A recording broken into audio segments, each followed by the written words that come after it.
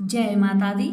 नमस्कार दोस्तों, स्वागत है आप सभी का हमारे YouTube चैनल लक्ष्मी शर्मा की कहानियां पर। ओम नमो भगवते वासुदेवाय नमः। प्यारे भक्तगणों, आज आप सभी श्रवण करें श्रीमद् भागवत पुराण कथा 5वां अध्याय, धुंधकारी को प्रेत योनि की प्राप्ति और उससे उद्धार की कथा। सूत जी कहते हैं, शौनक जी, पिता के वन में चले जाने पर एक दिन धुंधकारी ने अपनी माता को बहुत पीटा और कहा, बता धन कहाँ रखा है तूने? नहीं तो अभी तुम्हें जलती हुई लकड़ी से मैं खबर लेता हूँ तेरा। उसकी इस धमकी से डरकर और पुत्र के उपद्रव से दुखी होकर वह रात्रि के समय कुएं में जा गिरी और इसी से उसकी मृत्यु भी हो गई। योगनिष्ठ गोकर्ण जी तीर्थ यात्रा के लिए निकल गए। उन्हें इस घटनाओं से कोई सुख या दुख नहीं होता था, क्योंकि उनका ना कोई मित्र था न शत्रु। धुंधकारी 5 वेश्याओं के साथ घर में रहने लगा। उनके लिए भोग सामग्री जुटाने की चिंता में उसकी बुद्धि नष्ट कर दी और वह नाना प्रकार के अत्यंत क्रूर कर्म करने लगा। एक दिन उन कुलटाओं ने उससे बहुत से गहने मांगे। वह तो काम से अंधा हो रहा था। मौत की उसे कभी याद नहीं आती थी। बस उन्हें जुटाने के लिए वह घर से निकल पड़ा। वह जहां तहां से बहुत सा धन चुराकर घर लौट आया तथा उन्हें कुछ सुंदर वस्त्र और आभूषण लाकर दिए। चोरी का बहुत माल देखकर रात्रि के समय स्त्रियों ने विचार किया, यह नित्य ही चोरी करता है, इसलिए इसे किसी दिन अवश्य राजा पकड़ लेगा। राजा यह सारा धन छीनकर इसे निश्चय ही प्राण दंड देगा। जब एक दिन इसे मरना ही है, तब हम ही धन की रक्षा के लिए गुप्त रूप से इसको क्यों न मार दे। इसे मारकर हम इसका माल मता लेकर जहां कहीं चले जाएंगे। ऐसा निश्चय कर उन्होंने सोए हुए धुंधकारी को रस्सियों से कस दिया और उसके गले में फांसी लगाकर उसे मारने का कोशिश किया। इससे जब वह जल्दी न मरा तो उन्हें बहुत चिंता हुई। तब उन्होंने उसके मुख पर बहुत से दहकते अंगारे डाले। इससे वह अग्नि की लपेटों में बहुत छटपटा कर मर गया। उन्होंने उसके शरीर को एक गड्ढे में डालकर गाड़ दिया। सच है, स्त्रियां पराई बड़ी दुस्साहसी होती है। उनके इस कृत्य का किसी को भी पता न चला। लोगों के पूछने पर कह देती थी कि हमारे प्रियतम पैसम के लोभ से अब की बार कहीं दूर चले गए हैं, इसी वर्ष के अंदर लौट आएंगे। बुद्धिमान पुरुष को दुष्टा स्त्रियों का कभी विश्वास न करना चाहिए। जो मूर्ख है इनका विश्वास करता है, उसे दुखी होना पड़ता है। इनकी वाणी तो अमृत के समान कामियों के हृदय में रस का संचार करता है, किंतु हृदय छुरी की धार से समान तीक्ष्ण होता है। भला इन स्त्रियों का कौन प्यारा है? ये कुलटाए धुंधकारी की सारी संपत्ति समेटकर वहां से चंपक हो गए। उनके ऐसा न जाने कितने पति थे और धुंधकारी अपने कुकर्मों के कारण भयंकर प्रेत हुआ। वह बंडर के रूप में सर्वदा 10 दिशाओं में भटकता रहता था तथा शीत घाम से संताप और भूख प्यास से व्याकुल होने के कारण हाँ देव चिल्लाता रहता था, परंतु उसे कहीं भी कोई आश्रय न मिला। कुछ काल बीतने पर गोकर्ण भी लोगों के मुख से धुंधकारी की मृत्यु का समाचार सुना। तब उसे अनाथ समझकर उन्होंने उसका गया जी में श्राद्ध किया और भी जहां वे जाते थे उसका श्राद्ध अवश्य करते थे। इस प्रकार घूमते घूमते गोकर्ण जी अपने नगर आए। रात्रि समय दूसरों की दृष्टि से बचकर सीधे अपने घर के आंगन में सोने के लिए पहुंचे। वहां अपने भाई को सोया देख आधी रात के समय धुंधकारी ने अपना बड़ा विकट रूप दिखाया। वह कभी भेड़ा, कभी हाथी, कभी भैंसा, कभी इंद्र और कभी अग्नि का रूप धारण करता। अंत में वह मनुष्य के आकार में प्रकट हुआ। ये विपरीत अवस्थाएं देखकर गोकर्ण ने निश्चय किया कि यह कोई दुर्गति को प्राप्त हुआ जीव है। तब उन्होंने उससे धैर्यपूर्वक पूछा। गोकर्ण ने कहा, तू कौन है? रात्रि के समय ऐसा भयानक रूप क्यों दिखा रहा है? तेरी यह दशा कैसे हुई? हमें बता तो सही। तू प्रेत है, पिशाच है अथवा कोई राक्षस है? सूत जी कहते हैं, गोकर्ण के इस प्रकार पूछने पर हर बार जोर जोर से रोने लगा। उसमें बोलने की शक्ति नहीं थी, इसलिए उसने केवल संकेत मात्र किया। तब गोकर्ण ने अंजलि में जल लेकर उसे अभिमंत्रित करके उस पर जल छिड़का। इससे उसके पापों का कुछ शमन हुआ और वह इस प्रकार कहने लगा। प्रेत बोला, मैं तुम्हारा भाई हूँ, मेरा नाम है धुंधकारी। मैंने अपने ही दोष से अपना ब्राह्मण तत्व नष्ट कर दिया है। मेरे कुकर्म की गिनती नहीं की जा सकती है। मैं तो महान अज्ञान में चक्कर काट रहा हूँ। इसी से मैंने लोगों की बड़ी हिंसा की है। अंत में उल्टा स्त्रियों ने मुझे तरपा तरपा कर मार डाला। इसी से अब प्रेत योनियों में पड़कर यह दुर्दशा भोग रहा हूँ। अब देववश कर्मफल का उदय होने से मैं केवल वायु भक्षण करके ही जी रहा हूँ। भाई, तुम दया के समुद्र हो, अब किसी प्रकार जल्द ही मुझे इस योनि से छुड़ाओ। गोकर्ण ने धुंधकारी की सारी बातें सुनी और तब उससे बोले। गोकर्ण ने कहा, भाई, मुझे इस बात का बड़ा आश्चर्य है। मैंने तुम्हारे लिए विधि पूर्वक गया जी में पिंडदान किया, फिर भी तुम्हें प्रेत योनि से मुक्त कैसे नहीं हुआ? यदि गया श्राद्ध से भी तुम्हारी मुक्ति नहीं हुई, तब इसका और उपाय ही नहीं है। सब बात खोलकर कहो, मुझे अब क्या करना चाहिए? प्रेत ने कहा, मेरी मुक्ति सैकड़ों गया श्राद्ध करने से भी नहीं हो सकती। अब तो तुम इसका कोई और उपाय सोचो। प्रेत की यह बात सुनकर गोकर्ण को बड़ा आश्चर्य हुआ। वो कहने लगे, यदि सैकड़ों गया श्राद्ध से भी तुम्हारी मुक्ति नहीं हो सकती, तब तो तुम्हारी मुक्ति असंभव ही है। अच्छा, अभी तो तुम निर्भय होकर अपने स्थान पर रहो। मैं विचार करके तुम्हारी मुक्ति के लिए कोई दूसरा उपाय करूंगा। गोकर्ण की आज्ञा पाकर धुंधकारी वहां से अपने स्थान पर चला गया। इधर गोकर्ण रात भर विचार किया, तभी उन्हें कोई उपाय नहीं सूझा। प्रातःकाल उनको आया देख लोग प्रेम से उनसे मिलने आए। तब गोकर्ण ने रात में जो कुछ जिस प्रकार हुआ था वह सब उन्हें सुना दिया। उनमें जो लोग विद्वान, योगनिष्ठ, ज्ञानी और वेदज्ञ थे, उन्होंने भी अनेकों शास्त्रों का उलट पलट कर देखा, तो भी उसकी मुक्ति का कोई उपाय ना मिला। तब सबने निश्चय किया कि इस विषय में सूर्य नारायण जो आज्ञा करे वही करना चाहिए। अतः गोकर्ण अपने तपोबल से सूर्य की गति को रोक दिया। उन्होंने स्तुति की, भगवान, आप सारे संसार के साक्षी हैं। मैं आपको नमस्कार करता हूँ। आप मुझे कृपा करके धुंधकारी की मुक्ति का साधन बताएं। गोकर्ण की यह प्रार्थना सुनकर सूर्यदेव ने दूर से ही स्पष्ट शब्द में कहा, श्रीमद् भागवत से मुक्ति हो सकती है, इसलिए तुम उसका सप्ताह पारायण करो। सूर्य का यह धर्ममय वचन वहां सभी ने सुना। अब सबने यही कहा कि प्रयत्न पूर्वक यही करो। है भी यह साधन बहुत सरल।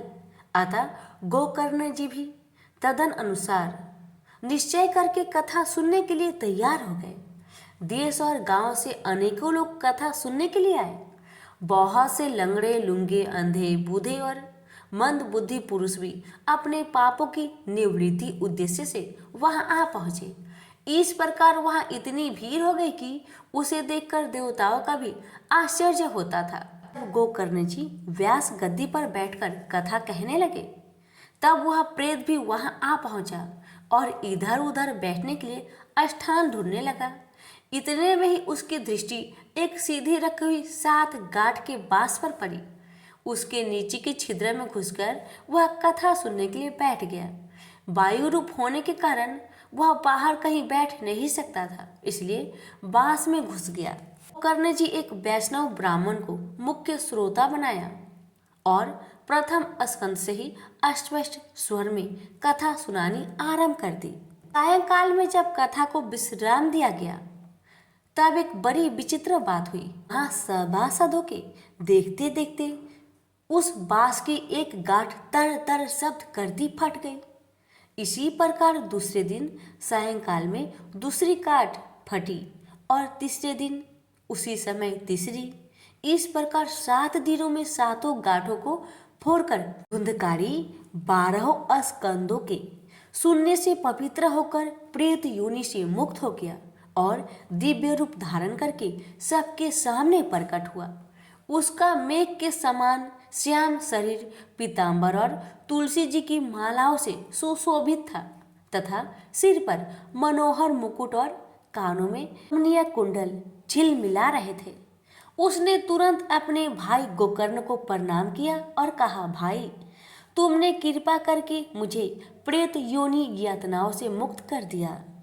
प्रेत पीड़ा का नाश करने वाली श्रीमद् भागवत की कथा धन्य है तथा श्री कृष्ण चंद्र के धाम की प्राप्ति कराने वाला इस सप्ताह प्रायण भी धन्य है। सप्ताह श्रवण का योग लगता है तो सब पाप थरा उठते हैं कि अब यह भगवत की कथा जल्दी ही हमारा अंत कर देगी। जिस प्रकार आग गीली सूखी छोटी बड़ी सब तरह की लकड़ियों को जला डालती है, उसी प्रकार यह सप्ताह श्रवण मन वचन और कर्म द्वार किए हुए नए पुराने छोटे बड़े सभी प्रकार के पापों को भस्म कर देता है। भगवानों ने देवताओं की सभा में कहा कि जो लोग इस भारतवर्ष में श्रीमद् भागवत की कथा नहीं सुनते उनका जन्म वृथा ही है। भला मोहपूर्वक लालन पालन करके यदि इस अनित्य शरीर को हष्ट पुष्ट और बलवान भी बना लिया जाए तो भी श्रीमद् भागवत की कथा सुने बिना इससे क्या लाभ हुआ। अस्थियां ही इस शरीर के आधार स्तंभ है। नस नाड़ी रूप रस्सियों से यह बंधा हुआ है। ऊपर से इस पर मांस और रक्त थोप कर इसे चमड़ा से मढ़ दिया गया है। इसके प्रत्येक अंग में दुर्गंध आती है क्योंकि है तो एक यह मल मूत्र का भांड ही। वृद्धावस्था और शोक के कारण यह परिणाम में दुखमय ही है। रोगों का तो घर ही ठहरा, यह निरंतर किसी न किसी कामना से पीड़ित रहता है। कभी इसकी तृप्ति नहीं होती। इसे धारण किए रहना भी एक भारी है। इसके रोम रोम में दोष भरे हुए हैं और नष्ट होने में इसे एक क्षण भी नहीं लगता। अंत में यदि इसे गाड़ दिया जाता है तो इसके कीड़े बन जाते हैं। कोई पशु खा जाता है तो यह विष्ठा हो जाता है और अग्नि में जला दिया जाता है तो भस्म की ढेरी हो जाता है। ये 3 ही इसकी गतियां बताई गई है। इसे अस्थिर शरीर से मनुष्य अविनाशी फल देने वाला काम क्यों नहीं बना लेता। जो अंत प्रातः काल पकाया जाता है वह सायंकाल तक बिगड़ जाता है। फिर उसी के रस से पुष्ट हुए शरीर की नित्यता कैसी।